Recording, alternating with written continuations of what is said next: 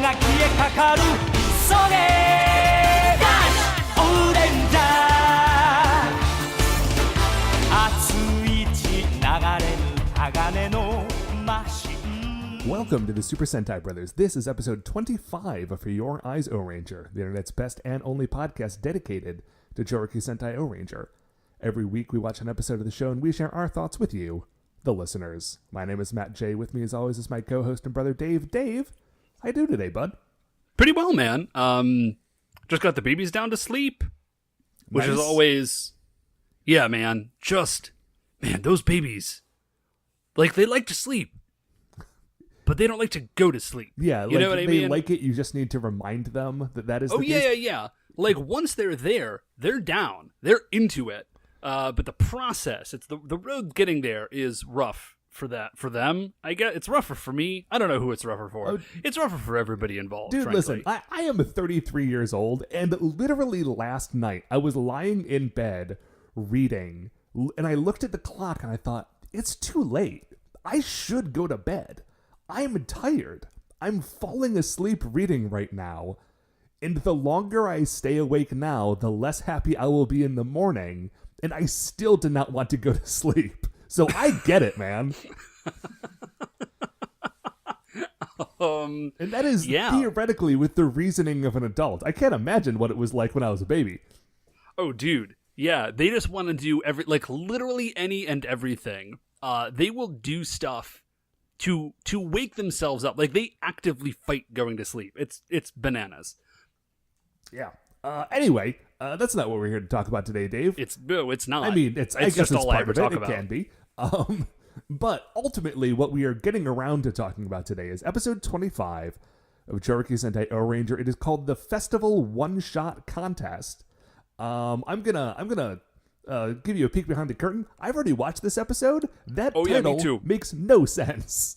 This might be the weirdest episode of Ohranger yet, I think. Yeah, the word... I'm pretty comfortable saying that. I guess the word festival makes sense. That's about it.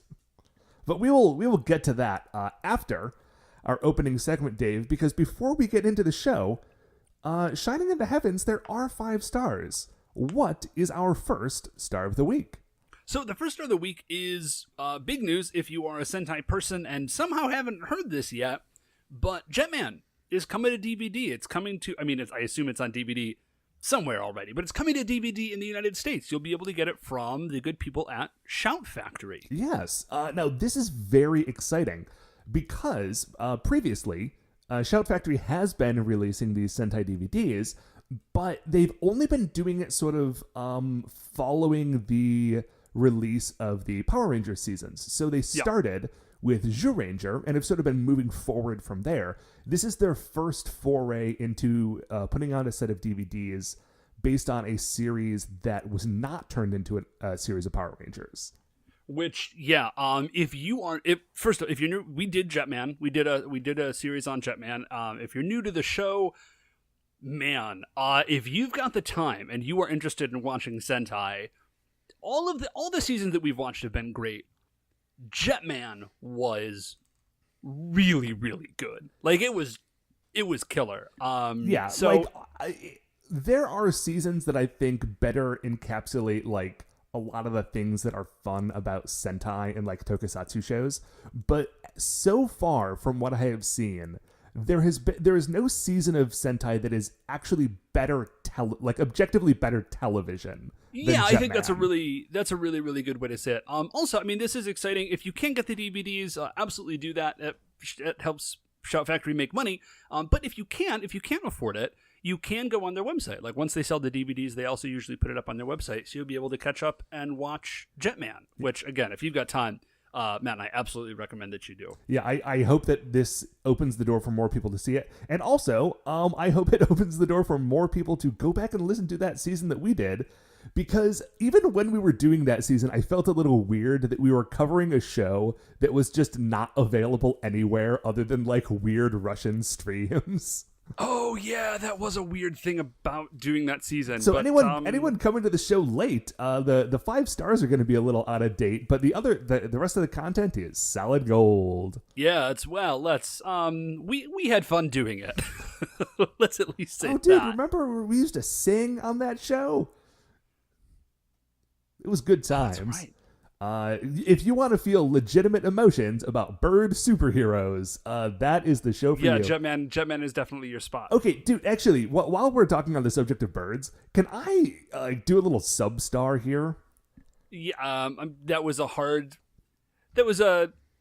difficult segue, but sure, go ahead. Hey, listen, man. It wasn't your smoothest transition. Listen, we were already talking about something related to birds. Okay, at work, we have this sort of like outdoor walking area, right? Uh-huh. And normally, it's fine to get like, there's a little pond and so you get some geese. Recently, it has been the most like weirdly active like mini bird sanctuary, and I kind of don't know how to handle it. Because we've got our normal like Canada geese, right? I mean, isn't the answer just observe and enjoy? Like, that's kind of what you do with bird. Yeah, man, but I'm not some a bird person. Some of the birds are very big, and they're just there, and you kind of forget how spooky big birds are until they're close to you, and there's nothing in between you and them. Yeah, Beth and I were at the zoo with the babies the other day, and there were some swans there. And I think of swan, like, I wouldn't want to fight a goose to begin with, but I think of swans as like, oh, they're like the same size as geese. They're not. Swans are very large birds. Yeah, dude. So, there are geese at this pond, which is fine. And then there are ducks this year, and there are normally not ducks. Yeah, like, I'm chill on ducks. They're cool. Like, I eat ducks. I'm not scared of a duck. The other day, I saw a heron just swoop through and hang out for a minute.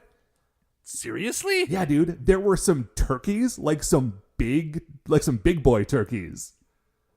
What the heck? And also, there were some turkey vultures that have been, there's like 3 or 4 turkey vultures that are just hanging around.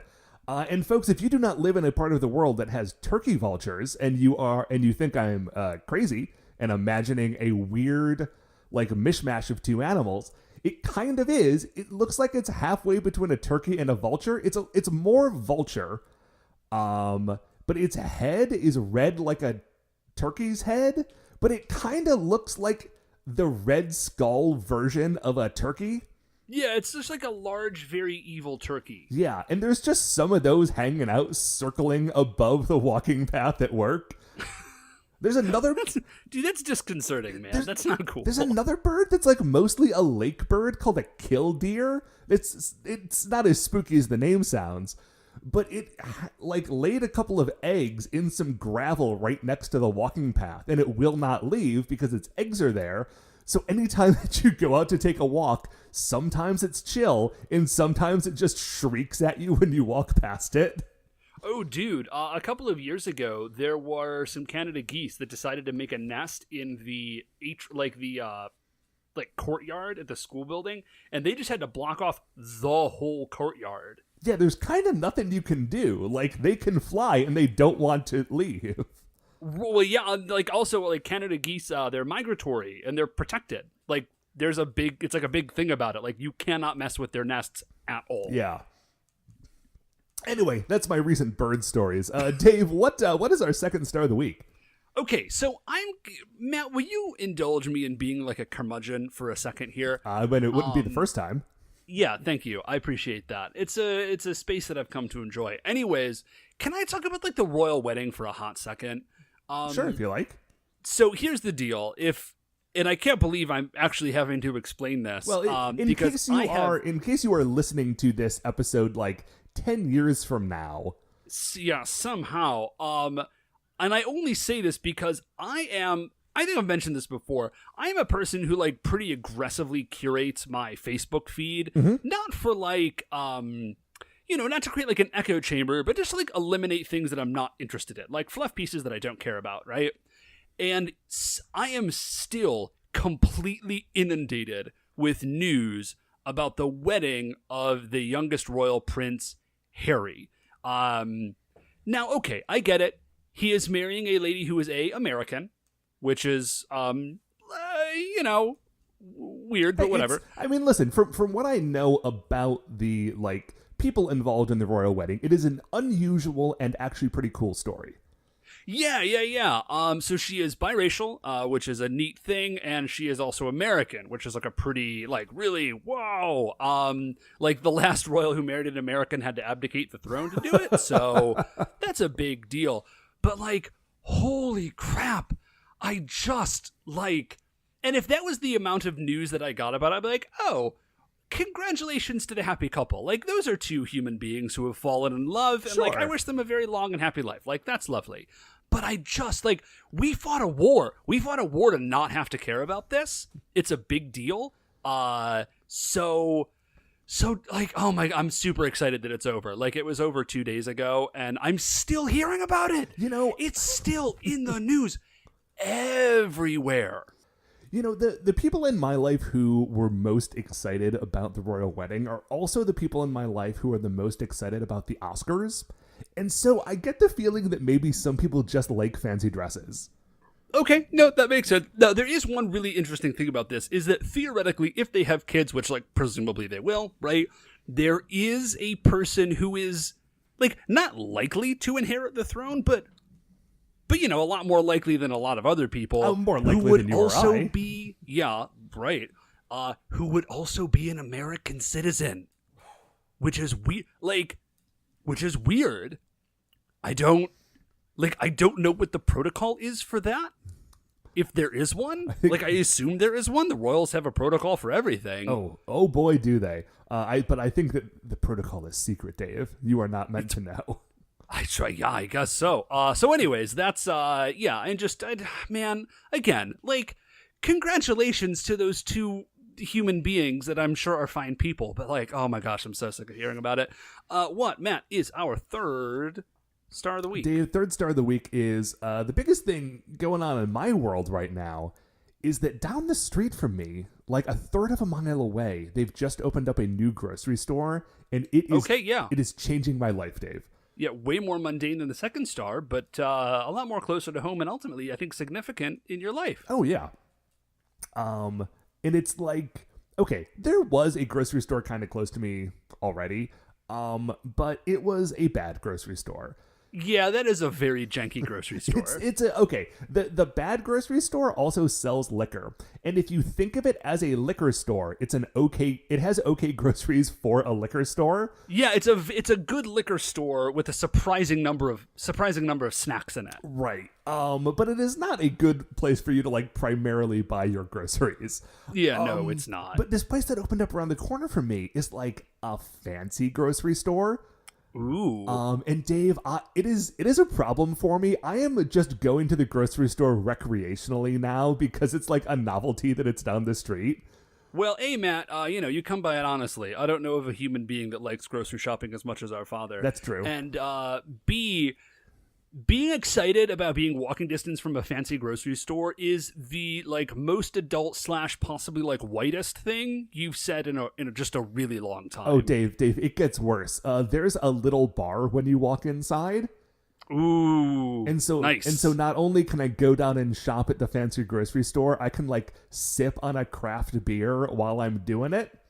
Yeah, that's some white people nonsense. Oh boy, it's good. It's so good. I know, it is really good though. I love it so much. Dude, I have way too many groceries in my apartment right now. Like, because I've gone too many times. I've got an untouched wheel of camembert in my fridge. I don't know why. It seemed like a good idea while I was there. Man, listen, I know you. We've been brothers for a long time. I have faith with you as regards that wheel of camembert. I'll find a place to put it. Don't worry about that.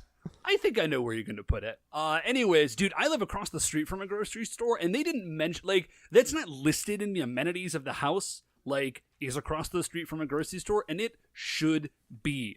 It's incredible. Like, having a grocery store that's walking distance, and not like, you can walk a long ways if you need to, but like quick walking distance, like you can get there in like 7 to 10 minutes or less, is incredible. Like, it's so good. Oh, dude, I just bought a little Rolly grocery cart that I can like bring to and from. Oh yeah, those things are great. Yeah, man. I assembled it this evening before we did this.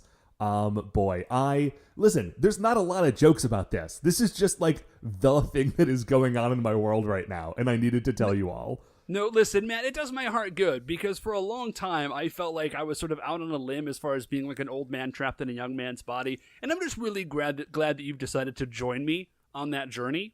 Oh, Ben, So, diving welcome. in with both feet. Yeah, welcome to the club. Thank you. Dave, what is our fourth star of the week? So I'm actually watching a new anime. Oh, really? Yeah, which is super wild for me. I don't watch a ton of first of all, frankly, I don't watch a lot of TV at all anymore just because I don't have time. But I do I like kind of like on my lunch breaks at work cuz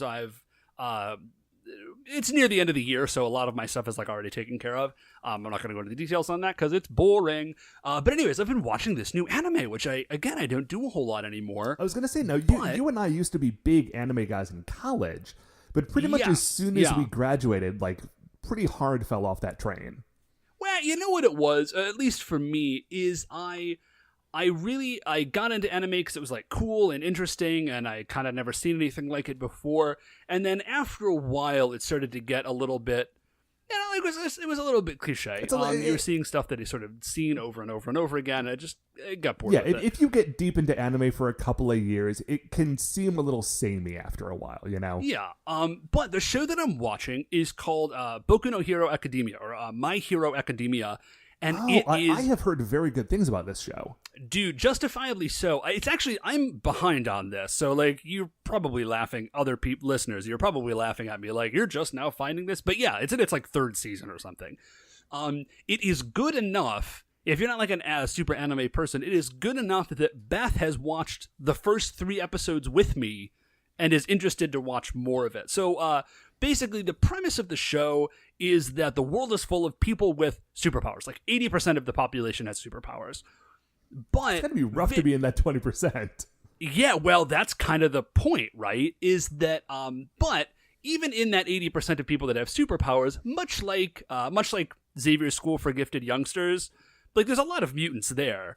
And there's only, like, 5 people on the X-Men squad. You know what I mean? Like, a lot of people have powers that, like, I can grow my fingers real long. Like, that's not a useful power for a superhero. So the handful of people that do have, like, superhero-appropriate superpowers do go on to become, like, professional superheroes, right?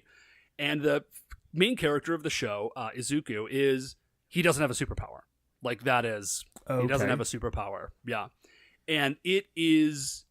He doesn't find out until he's a little bit older, till he's like 4 or 5, and everybody else is getting their powers, and he doesn't get one. And like all he wants to do is be a superhero, like his hero, who's the world's greatest hero, right? Whose name is All Might, and All Might rules. And he like finds out he can't be a hero because he doesn't have any superpowers. And dude, like I don't want to spoil it for you, but there are, in the first 2 or 3 episodes, there are a couple of spots, and I think it might be because I have kids now. But, like, I legitimately teared up a little bit because of this kid. And the writing is super good, and the characters are all really fun. And it's scratching my itch for superhero-related, like, action media. Uh-huh. So, anyways, I don't really have a whole lot of jokes about it. I just really, I recommend the show really highly. If you're not already watching it and you're looking for something to watch, you should watch. I know Jake Mason from the Morphin Grid, and also my co-host on Spectre, is similarly not a big anime guy typically, but he is very into that show. Yeah, it's super, super good. So what, Matt, is our 5th Star of the Week? Dave, 5th Star of the Week is another TV show thing. And this happened a few weeks ago, but I keep sort of forgetting to talk about it, even though I think it's very interesting, is that Brooklyn Nine-Nine was very briefly canceled. Yes! And then, like, the very next day, it was uncanceled due to, like, universal fan outcry. Yeah, that was a wild thing that happened because, like shows get canceled and people get bummed out about it, but very rarely do enough people get bummed out about it quickly enough and like, I don't know, en masse to actually get a show back on the air. Right, like there are shows that have gotten canceled and come back years later, like anywhere between, Arrested Development to... like Gilmore Girls or Full House. Like, stuff comes back. Right. But it is typically not, like, re-picked up by another network the next day. And so I was very excited about this because, like... Wait, was it picked up by another network? I thought Fox just said, like, oh, no, never mind. Like, we'll no, just it got keep picked up by it. NBC. No kidding. I didn't catch that. I thought it was Fox. And I think they, like, film on the same lot, and so it's not as big of a jump as it might otherwise seem. Got it. But, okay, here's something that happened last night, is I was thinking, man, Brooklyn Nine-Nine's coming back, or kind of isn't leaving, but you know what I mean. Right. But despite the fact that it is like one of the 3 television shows that is currently on that I like, I am like super behind on it. So I thought, man, I'm gonna get caught up, and then when the next season starts, I'm gonna start in on that season. So I have a Post-it note on my refrigerator that has been there for like 8 months that says which episode was the last one that I had seen.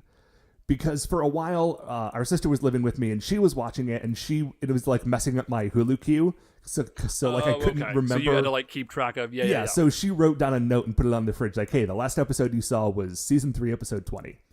Oh yeah, you're way behind. Yeah, I know, dude. Okay, so here's the thing. I was like, all right, episode 20. I'll pop it on that and like get back rolling. So I throw on episode 20, and I'm like, man, I feel like I've seen this one before.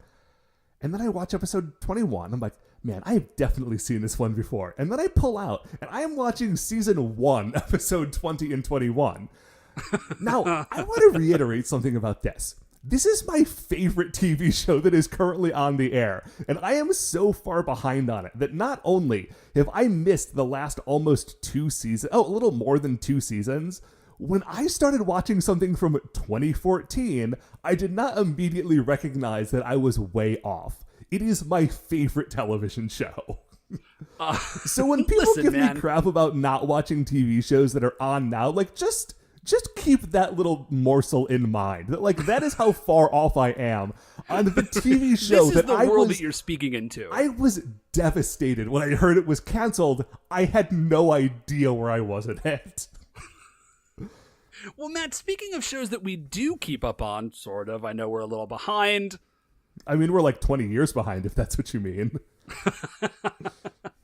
Episode 25, Dave. Episode 25 of Chouriki Sentai Ohranger, the festival one-shot contest.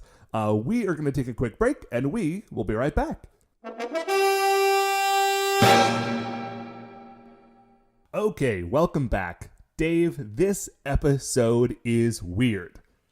Okay, yeah, like I said, we did already mention that we had seen it. It's ridiculously weird. Is it the it was kind of one? glorious, actually. Well, a lot of the like we sort of started this show on the premise that Super Sentai is sort of crazy and crazy ridiculous, and like we're like, we'll watch it and like groove on this wackiness, and then we got into like Jetman, and Jetman is very raw, and there's like really just it is kind of goofy, but it's legitimately excellent television. And Ohranger has been a little bit weird, but it's been pretty wild. This episode is off of the rails crazy. Yeah, there are things going on in this episode that you would think had been like either seeded in earlier episodes or coming up in the next few episodes. But I can tell you, like, they're just completely out of nowhere. Yeah, okay. So we open up on it's just a family, and it is a family, and it is a dad's birthday. Yes. And they are sitting under some international flags. The flags for the United States, Italy, China, and England are hung in this house. Because that's what you do on your birthday, Dave. No Japanese flags, by the way. No Japanese flags to be seen. Yeah, and like just to be clear, they are Japanese. There is never an explanation as to why. They are singing the English American. I've always assumed it's an American song, but the Happy Birthday song. Yeah, Matt, you say the Happy Birthday song. Here's a fun thing. Did you know that the African American community has like its own birthday song? I am familiar with its existence, although I mean, based on what you heard me saying earlier about the grocery store near me, it might not surprise you to know that I'm not familiar with its lyrics. Yeah, well, I mean, the lyrics are still basically like "Happy Birthday," but it's just a lot Like, man, I don't know, like a It's a lot more fun. It is. It's a lot more fun. There's a lot more like clapping. And, I mean, listen. I don't know. Anyways, like the Happy Birthday song, everyone knows it, but we don't know it because it's a great song. yeah, no, it is. It's a very, very bad song. So, anyways, so they're singing Happy Birthday in English. And there's a doorbell, and the kid, their son, there's a son and a daughter, and a mom and a dad, and the son goes and answers it, and there's a monster. Yes. Just that rang the doorbell. His tummy's grumbling. Yep. And he would like to come in and eat their food. Now let's talk about this monster. This monster is named Bara Hungry. Yep. Yes, he is. And he is cute. Yeah. Sort of. I mean, Yeah, listen, he's still a giant monster with sharp teeth, but like he has like large eyes. Yeah, he's sort of like rounded, and his proportions are a little baby-like, I guess. Yeah, and his voice so is like, very childlike. Yeah, so he rolls up and he eats the entire birthday dinner, which is not cool. It is just a mountain of sushi. Yeah. So the family, like, I'm not really sure because it seems like while he's eating, they would just run away, but they don't. Well, I think they're sort of in shock because a giant robot has come in and is eating their food. Hey, Dave, why is this robot hungry? Yeah, I don't know, man. Why does this robot need food? So he finishes all of their food and he says like, "Oh, I'm still hungry." And at this point, And they're so- trying to run away, and he's sort of like the camera is on the family, and they're sort of talking to each other like, "Okay, we really need to go." And they turn and try to walk, and then Bara Hungry's arm like comes from off camera and lands on the dad's shoulder, and is like, "Hey, man, my tummy's still grumbling. You need to feed me." Like, this is a bad situation for this family, but this scene is definitely played comedically. Yeah, so they are bringing him sushi, and they bring him just so much. I'm going to call it Like, thousands of dollars worth of sushi. Yeah, it is. Okay, so here's what I'm trying to figure out, because it is inconceivable that they would have this much sushi on hand. Like, that's just not possible. So the only thing, there's two things I can think of, and only one of them makes sense, because if they had to go out for the sushi, because I simply refuse to accept a universe in which they have this much sushi on hand. Sure. Like, that's a non-starter for me. Frankly, the amount of dishes that the sushi comes on, I refuse to believe that they have that many dishes in the kitchen. Yeah, like, it's unless they themselves own a sushi restaurant that is attached to their home, but we never see any evidence of this. That is the only explanation I can think of, Matt. And the only thing that makes it sort of work for me is that I think the kid, when he answers the door, does have to go downstairs. Like, maybe they live in the upstairs of an apartment or something, and the sushi restaurant is underneath. Because if they had to leave to get the sushi, why would you come back?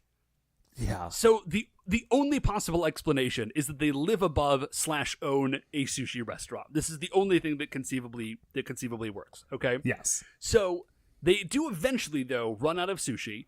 So not only is their birthday ruined, but their business is presumably ruined. Mm-hmm. And so Bara Hungry, still hungry, eats the table. Yes, he does.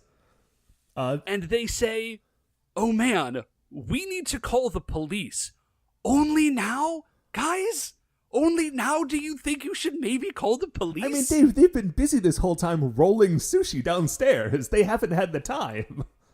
So they try to call the police. Bara Hungry eats the phone, and then He sort of the dad slurps does up the have- phone on the phone cord like it's a long string of spaghetti.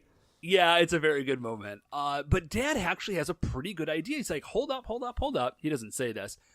He goes and gets his bottle of birthday sake. And he pours Bara Hungry some, and Bara Hungry's like, "Ooh, I dig that." It's a little bit uncomfortable because, again, Bara Hungry is sort of like a very little child. But anyways, then Bara Hungry goes nuts on some sake and puts away. I mean, we see it in a montage, but it's probably like upwards of 100 bottles of sake, which I think also plays into the idea that they probably just own a restaurant. Yeah, because otherwise, in the next scene, we see Bara Hungry just sort of like lying down in a pile of empty bottles. Yeah. Oh, hey, man, just this has nothing to do with anything about Bara Hungry, although it is connected to the episode. Does the dad of this episode remind you of, like, Japanese George Costanza? A little bit. Actually, he reminds me of that And also, and I think it's probably just his glasses and haircut. Yeah, probably. But there is, I don't know, he reminds me of a few different people, and I can't quite figure out exactly who he reminds me of most. But I feel like if you are thinking of a Japanese George Costanza, that is pretty much on target. Yeah, so Bara Hungry is pretty loaded at this point. And they signify this by changing out the eyes, and they give him like big red bloodshot eyes. And the family says, okay, like they kind of do a little huddle and they get together and then they each grab a weapon, like a frying pan and a broomstick and two other things, I forget what. And they say, okay, we're just going to attack this hungry robot, and that's how we'll do this. It does not work. They just hit him and he's like, he's a giant robot. Like, he doesn't care. Yeah, he sort of lies down because he's feeling drunk. And as he lies down, he like sits on a remote control.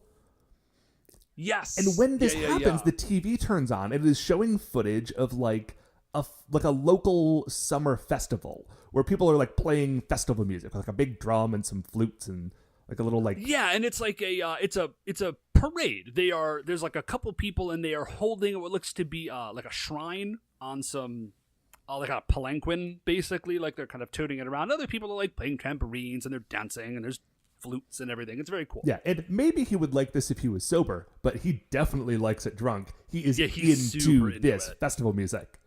And he cannot stop himself from getting up and dancing around. And when he is dancing, he does not want to dance alone. And he insists that everyone dance with him. Yeah. So, while this is happening, he eventually passes out. Like, he's had a lot to eat, he's had a lot to drink, he has a lot to dance. That's not how you I say think that. it is at this point that the family picks up the stuff and tries to hit him with it, like as they are like during the dance. Oh yeah, maybe. Well, anyways, in any case, so like Bara Hungry passes out. They do not manage to knock him out, but yeah, he just sort of passes out and starts like sleeping. So then there is we go outside. And there is a scientist. This is somehow the most unusual part of this episode. And this dude is... I'm trying to figure out how to describe how he's walking. Just imagine... Well, he's doing lunges. Yeah, he's trying to take, like, the longest steps possible. Oh, and you know he is a scientist because he's wearing a lab coat, right? So he's walking around with a metal detector, holds the metal detector up to the door of this house, and is like, aha! And, like, just rolls in. Okay. Yeah, the son of the family says, like, oh, hi, Mr. Henna. And he says, hello, young man. So somehow this child just knows this random neighborhood scientist. Right. So which I guess Mr. Henna, is not that unusual. I mean, that is the premise of Back to the Future. Oh, yeah. Well, okay, yeah, good point, actually, Matt. So Mr. Henna without talking to anybody about this, just starts trying to disassemble Bara Hungry. Well, okay, first he puts his ear to Bara Hungry's stomach. He says, oh, that's right. This material is metal. And then he looks at Bara Hungry. He's like, that must mean that you are a robot. As though he was somehow unable to previously ascertain this. So he starts trying to disassemble Bara Hungry, and nothing he has works. Like his drill bit, he tries like a giant wrench and a drill bit and a couple of other things, and they all just kind of blunt. Yeah, they all just kind of blunt on Bara Hungry. The dad says, like as he's 2 or 3 tools into this, the dad says, I'm sorry, who are you? Mr. Henna turns around and he has what appears to be a homemade patch on the back of his jacket. Yeah, he takes his backpack off and just like points onto the back of his jacket without turning around. And it just says, like, Professor Henna, robot researcher. Which... Have we described I just this love guy's the look idea at of, all? like, an independent robot researcher. I mean, okay, now this seems insane, right? But on the other hand, we are now officially past the halfway point of Ohranger. Every week, a robot has shown up in Japan and caused major troubles. Like, this dude is kind of... I mean, listen, he's a weirdo, but he's kind of a responsible weirdo. Like, he is the dude who is getting out there. Like, okay, I'm going to go find one of these robots and try to disassemble it. I'm just gonna see what's up. So it does. He's not actually very effective. Like this does not work out for him. No, actually. I do not think this man is a scientist. I think that this is a man with a toolbox and a lab coat. Yeah. Oh, actually, speaking of the toolbox, he does. When he pulls out the drill, he's got a very nice drill. I think it's a Makita, which is a nice. a high quality brand. He has a terrible drill bit though, because it just like bends into like a weird like Twizzler shape when he tries to drill it into Barahungry. Yeah, so while he's doing that, we pop outside again, and the Rangers are just running around, henshined. I guess they've called them because they're on their way to see whatever this is. Before they're able to run in, the robot researcher, Kotaro Hana, Professor Hana, hits the stomach of Barahungry with a hammer. And when this happens, Barahungry, like, kind of throws up on him, and he covers them with this weird rainbow-colored, like, fuzz, which everyone says, and I'm glad they say it, because otherwise there would be no way to know this. Everyone says that it is mold. Yeah. It does. I mean, I don't know. It's sort of like weird colored and fluffy. So, yeah, it's vaguely mold. It's vaguely mold looking. I mean, if they say that it's mold enough times, you can sort of get it into your head that that's what it's supposed to be. Right. And by the way, Dave had not misspoken. We are how many minutes into this episode? This is the first time we have seen the Ohrangers. Yeah. So they radio back to the chief. The chief is very confused. He's not sure what's going on. They rush up. They discover that Mr. Henna is covered in mold. They plant a vacuum, and they engage a technique called Big Bang cleaning. So I don't know if they have supercharged the vacuum with Chouriki energy. I think maybe they're just messing around. Maybe. So they're like, okay, well, here's what we'll do. We've saved this family. We've saved this weird scientist. The monster's just passed out. So we're just gonna detonate him? Yeah. That seems good, right? And the chief says, yeah, let's just do that. So the next scene that we see is them out in the quarry, and by detonate, they mean strap giant cartoon bombs to. Yes. So they have made like giant, like just big black spheres with like a wick coming out of the top of it, but the size of like the time and a half the size of a basketball, and then also some TNT, like wooden kegs of TNT. And you know they're wooden kegs of TNT because I'm pretty sure it says TNT on the side. Oh yeah, these are the sorts of explosives you would see in like a Nintendo game. Yeah. So they are about to blow him up. Acha and Kocha are there observing, I guess. They're distraught about the possibility of this happening. So they activate the alarm clock circuit, which is useful. That has been built into Barahungry, and wake him up.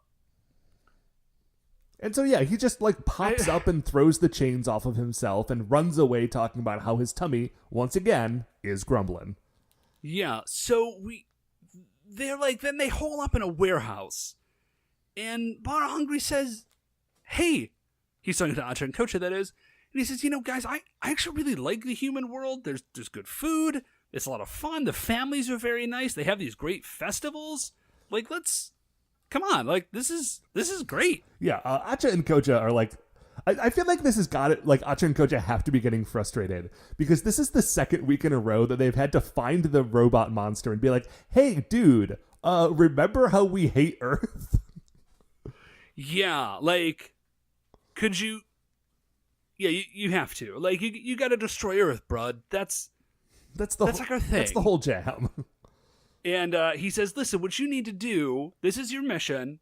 He says you got to eat all the food, and as you eat the food, you need to spread all these mold spores. So basically, you eat as much food as you can, and then mold up the rest, and then the humans will starve to death, and then we'll take over Earth.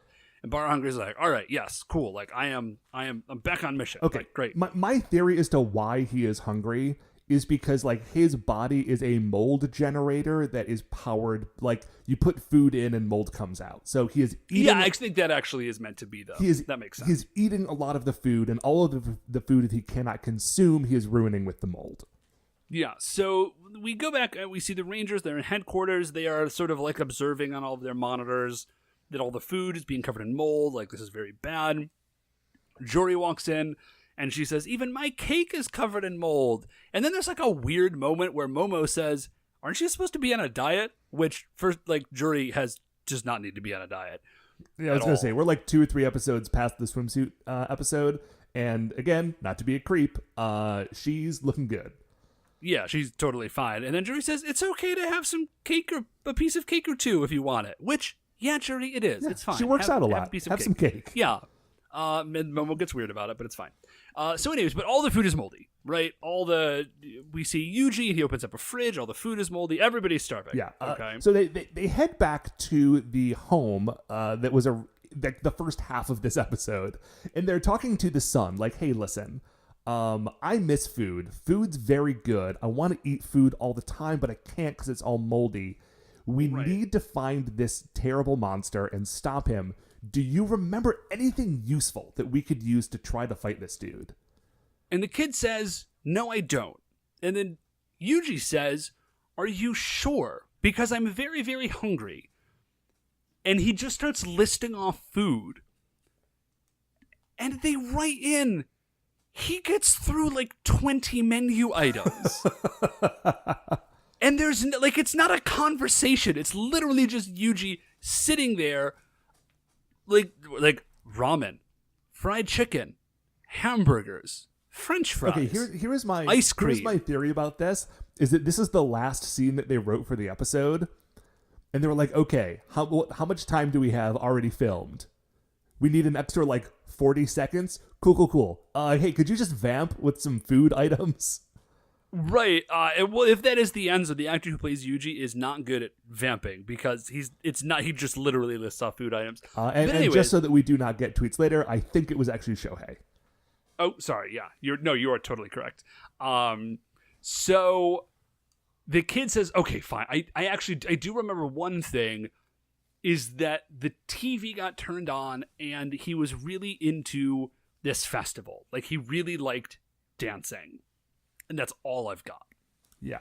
And the Rangers say, awesome. We can work with that. Yeah, they don't say this. Better than nothing. Right.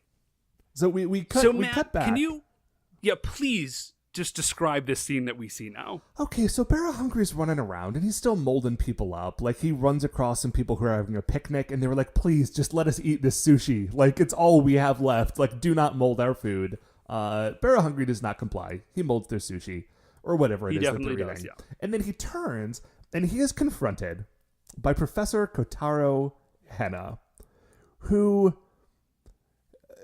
walks up to him and, like, drops down on his knees and starts to grovel. Like, please, I'm begging you, let me dissect you. And he, like, has all of these tools in his hand. Like, it's my only mission in life. Please just let me cut you to pieces for science. And I swear this is still not the weirdest thing he does this episode. Yeah, so Barra Hungry does not comply, obviously. So then we hear festival music. And Barra Hungry hears the festival music. He perks up. And he looks over, and the Rangers have made their own, like, festival-like shrine, but it's Orobo. So they have created a miniature Orobo, and they are having their own parade, which is just them and the chief wearing very short shorts. Yes. And they're just like marching around doing this parade. I don't know what what the plan is yet. Well, okay, whatever the plan is, it seems to work, because what happens next is that we see Barra Hungry, who has now himself been turned into his own, like, festival shrine on his own palanquin that is being carried by Barra soldiers, and they are doing a dance, and then they both both of the festivals sort of like run at each other on the bridge. Yeah, and have like a sort of a push fight. And I swear to you, the only thing I could think of while I was watching this happen is that I swear this kind of stuff used to happen in like episodes of Wild and Crazy Kids. That is the vibe I'm getting off of this. Like two teams with a big thing trying to shove each other off a bridge into the water. No, listen, I have no idea. Like, whatever festival this is, I have no idea what it is, but I do really hope that like whatever real festival that they are referencing does involve like rival gangs just trying to have like a big push fight, and like whoever gets pushed off the bridge, like the winner has good luck for the like. Doesn't that seem like the sort of thing that you would see at a festival? Yeah, you know what I mean. And I don't know if it's true. If it is true, somebody please let me know. If it's not, I guess I would also like to know, just for the sake of truth. But in my heart, that's a thing that happens. So then they henshin, and then there's a fight. It's a good fight scene. And there's a lull in the fight, and then the chief says, okay, it's time to enact the festival plan. Mm-hmm. And the festival plan is that there's a smash cut to the same space that they were just in, but now is fully decked out with like flags and cloth walls, and they've got like a giant drum. There's a name for it, a taiko drum, I want to say. And they are just having a festival. It's no longer a parade. It's now a stationary festival. Mm-hmm. Let's see, Goro and Yuji are both banging on the drum. And Momo and Juri are both playing flutes. And Shohei's got like this little like jingly instrument, and he's like dancing around in this like funny little dance. Yeah, so I feel like Shohei's really getting into this. What we see then is that something a little bit weird is that Bara Hungry looks like he doesn't want to dance, but is somehow compelled. Like he tries to not dance, and then he gives up and gives in, and he's just dancing. Right. It is as though the dancing bit is not like a character quirk, but it is like, you know how like, okay, all monsters have like a gimmick, right? Like that's how Super Sentai works. In this part of the episode, it is as though Bara Hungry's gimmick is dancing and not food consumption and rainbow mold. It's very strange. Yeah. So then the chief rolls up, and he's got some sake. And at first, what they're drinking sake out of is like a wooden box, like a square wooden box, which also the dad served it in. And at first I thought he was just like grabbing whatever was handy. Apparently that's what you drink sake out of a wooden box. Yeah, I looked it up, and this is like sort of an old school traditional style of thing that you would serve sake out of. Oh, cool. It's a nice looking box. There's some cool dovetail work on it. Anyways, so the chief like pours him some sake, and Barahung's like, I love summer festivals. And then the chief he does the same thing. He just gets Barahungry loaded. Like he eventually gets a much larger box. He's like, you got to drink it all at once, or like you're a wimp or something. Yeah, this goes from like, okay, now this guy is a robot monster from space who wants to destroy all the food in the world, but they are fighting him by getting a child drunk, which is not maybe the coolest plan, guys. Yeah, well, maybe he might be a child. We're not really I don't sure. know. Anyway, I'm not uncomfortable with them blowing him up in a few minutes, but for some reason this felt weird.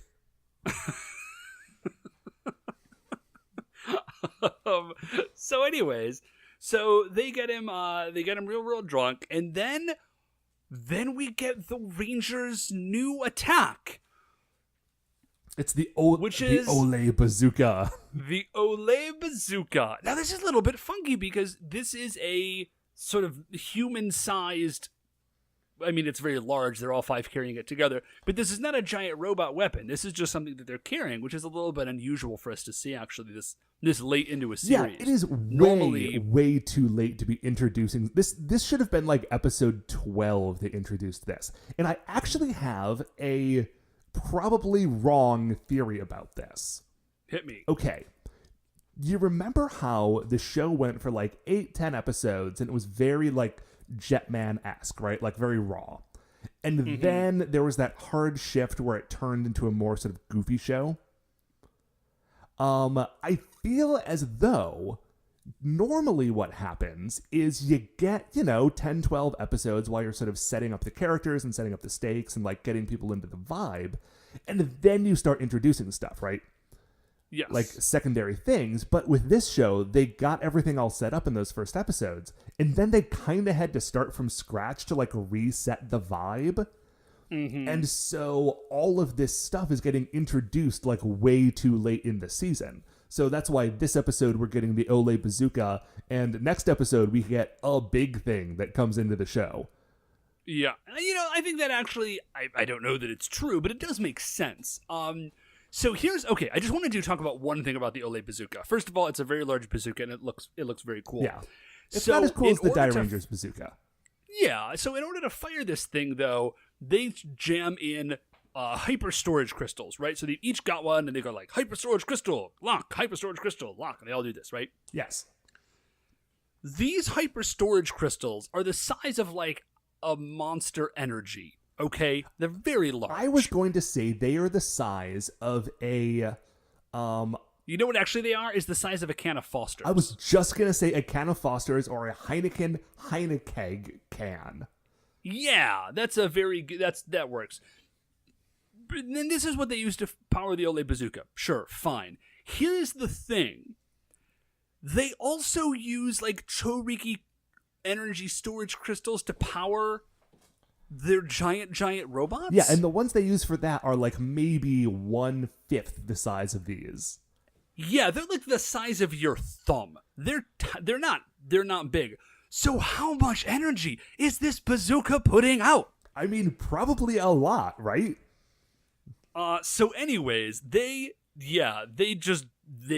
blast Bara Hungry. That's it for him. He then like Anja and Kocha revive him. He goes giant. He does a mold attack. He does a mold attack on O-Robo, which is actually super effective. And then he starts trying to eat O-Robo, which is less effective. Yeah, he's just sort of like nibbling on him, and it's not going super great for him. But you know what's very effective? Red Puncher? Well, Red Puncher's always effective. But what's effective before him is that the Chief just starts drumming again. Like the Chief is down on the ground and he just starts drumming. And Bara Hungry hears this tiny man drumming, and he's like, I gotta dance. Gotta dance. Man, I forgot about that. So anyways. Yeah, so he's and by the way, the Chief starts drumming here. He does not stop drumming until this fight is over. So the rest of the fight, you just get like this sort of pounding drum in the back, and it's very cool. Yeah, I noticed while I was watching it, the lack of music and the fact that it was like just this drum going in the background made it like it's men in giant rubber robot suits, but it made it a lot more dramatic, which is cool. Yeah, if it wasn't this total goof troop monster, it would be a lot more like intense. So they summon Red Puncher, and then we get just like a really quick shot of Red Puncher, who, which we haven't seen before, which is before he gets launched out of his cannon. You see a shot of him like in the cannon, and he just picks his head up and looks forward, and then gets launched, and it's really quick, but it makes Red Puncher look 5 times more intense. Like, that he's ready. He looks up, he's like, all right, launch me. And then he goes and he spirals out and he lands and he just punches Bara Hungry very, very hard. Red Puncher's very good, you guys. Yeah. So I mean that's kind of it then. Like they form the Buster Ohranger Robo. Yeah, they kill Bara Hungry, who then turns into a cartoon ghost. Like a cartoon ghost that is also like a cartoon angel with wings, and it flies away to heaven? Like from like a stylistic sort of like a Betty Boop era cartoon angel ghost. Yeah. Yeah, okay. So that's the end of the fight. Yeah. We cut to later. And they're having a festival, which is cool and fun. yeah, now that they already made the thing and they've got the drum out, they're gonna enjoy the afternoon. Uh-huh. And then we see Mr. Henna. Uh-huh. And he has found Acha and Kocha, who are like right there. They're literally like 30 feet away, Ohrangers. So could you have some situational awareness? I don't know. Maybe they're very good at hiding because really, Acha and Mr. Kocha Henna are finds like them. they're always 30 feet away. Oh, yeah, that's a good point. So Mr. Henna finds them, and he reaches back into his backpack, and he pulls out what appear to be shuttlecocks, which he sticks on his head. Oh, he has a shaved head. He's got like shaved head and weird glasses and like a pencil mustache. Yeah, that doesn't make shuttlecocks stick to your head, dude. I think they're like little suction cuppy things. Okay, sure. And he just sticks those to his head. Does that explain what they are? No. Just jams them on his head and starts like power striding after Acha and Kocha, asking to dissect them, please. He does have a chainsaw that he's brandishing. I want to be very clear about this. And Acha and Kocha just run away. And then the end of the episode is that we're watching the Ohrangers have their festival, and in the background, you see Acha and Kocha fleeing away from this power-lunging maniac with a chainsaw. Man. Do you think that we will see this man again?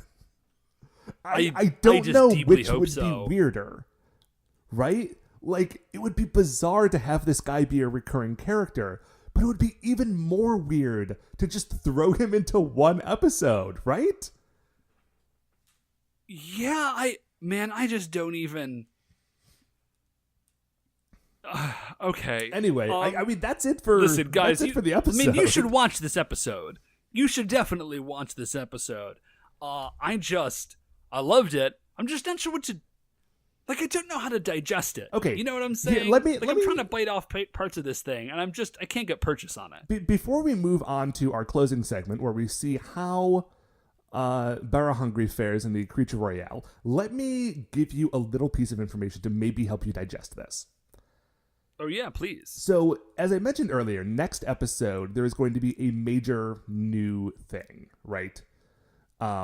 And I mean, can I just say it now? It's not like a huge surprise. The name of the next episode is like the 600 million year old warrior child. Ooh. Oh, okay. So Ranger number 6. Yeah. Right. So the sixth Ranger is introduced in the next episode. And so this episode and the last one are very weird sort of comedy hijinks like Monster of the Week episodes. And I feel like they were kind of getting this stuff out of their system so that they could take a hard shift into like a different tone for the next couple of episodes when they're going to be like introducing a new character and building out the lore of the show a little bit more. Nice. So that is my theory. I mean, I've actually watched the next couple of episodes, and I'm very much looking forward to talking about them. They are, they're very good, but that's not what we're doing this week, Dave. We're doing that next week. The last thing we have to do this week, as aforementioned, is to see how Barra Hungry fares in the Creature Royale. What are you thinking? Okay, so I'm trying to think of another spot where we just see a monster that is kind of fun, but is also just part of like a super weird, crazy episode. Yeah. I feel like there's got to be a couple like that. A couple of those from Kakuranger. I feel like this dude feels more like a Kakuranger monster. Yeah, he definitely does. So...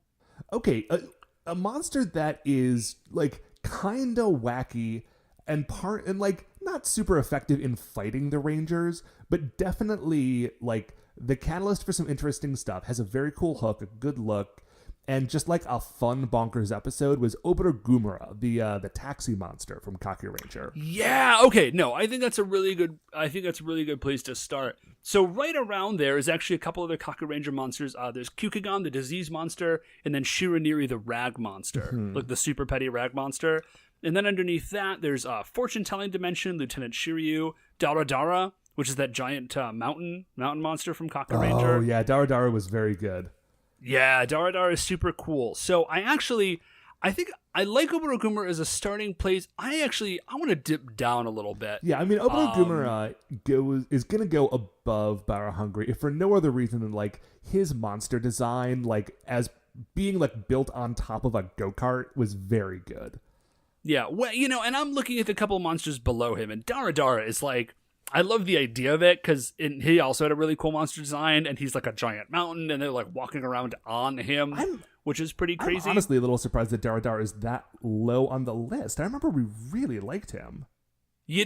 Like, a lot of the stuff above Dara Dara is also very, very good. Like, there's a lot of good monsters in this show, man. So I'm actually looking for Bara Hungry. I don't think I would go above Dara Dara, but then, like, right below him is still Dave. Pachinko Master. Dara Dara is not the mountain. Dara Dara is, like, the weird, like, ooze clone that they made out of Ninja Man. Oh, yeah. Okay, no, that makes sense. Well, then I like Bara Hungry better than Dara Dara. Okay. Do you like him more or less than Lieutenant Shiryu? Ooh, I am going to say less than Lieutenant Shiryu. Lieutenant Shiryu, like, it's a little bit hard because he's from Die Ranger just so long ago. And he's from, like, they're cool in different ways, right? Like, Bara Hungry is, like, a cool, fun, funny monster in, like, sort of a cutesy wacko episode. Lieutenant Shiryu is, like, sort of, like, genuinely a heartbreaking character who, like, only wants to, like, serve his, like, trusted friend and master and gets sucked into, like, accidentally fighting the Rangers and, like, gets killed, but, like, it's all based on kind of, like, this misunderstanding. So they're not really equivalent in any way, which makes this list both very good and kind of hard to, like, grapple with sometimes. Yeah, but I'm gonna say I don't like him actually quite as much as I like Lieutenant Shiryu. So I would put him just underneath that. Okay, so just below Lieutenant Shiryu, just above Dara Dara. He is our new number, 60? Yeah. Right on. Then that, Dave, finally, is going to do it for another episode of For Your Eyes, Ohranger. Before we finish up here, I'd like to remind you that you can email the show at supersentaibrothers@gmail.com. If you want to get any updates on future episodes or check out the things that we're talking about on Twitter, we are at Super Sentai Bros. If you like the show, please remember that shining in the iTunes review section, there are 5 stars.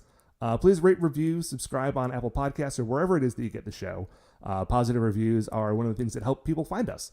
I just saw that we got a couple of new 5-star reviews, but I don't know who they were from. Oh, nice. Thanks, guys. Because they did not. There were ratings, but they did not leave reviews, so I don't know who they were to thank them. But if that was you, and even if it wasn't you this time, if you have ever left a review, we thank you very much. Yeah, thanks a lot. The Super Sentai Brothers are a production of Retrograde Orbit Radio. To find any of the other great Retrograde Orbit Radio shows, you can do so at retrogradeorbitradio.com. Once again, we are the Super Sentai Brothers. I'm Matt. I'm Dave. And we'll see you next week for the greatest show on Earth.